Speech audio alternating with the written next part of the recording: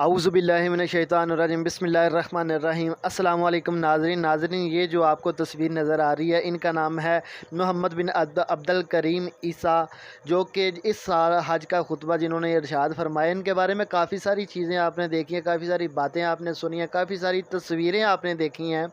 दोस्तों, बात करने का मकसद ये है कि देखें कि इनके बारे में जितनी भी बातें की जा रही हैं, जो इनके बारे में बकवासात भी की जा रही हैं, तकरीबन ये ज़्यादातर प्रोपेगेंडा है। और ये बातें ज़्यादातर वही लोग करते हैं कि जिनका नमाज के साथ दूर दूर तक ताल्लुक़ नहीं होता, जो ख़ुद नमाज नहीं पढ़ते, वो दूसरों में कीड़े निकालने शुरू कर देते हैं। मेरे भाइयों, किसी की एक गलती की वजह से उसकी पूरी ज़िंदगी है, उसके सारे अमाल को बर्बाद कर देना, ये कहाँ की इंसानियत है। मेरे भाइयों, अल्लाह के हाथ में है। अल्लाह पाक जिसको चाहे इज़्ज़त दे, जिसको चाहे ज़लील कर दे। जो बंदे भी हज करते हैं उनका हज इंशाअल्लाह कबूल होगा, और ज़रूर कबूल होगा। आपको इसमें परेशान होने की कोई ज़रूरत भी नहीं है, बिल्कुल भी परेशान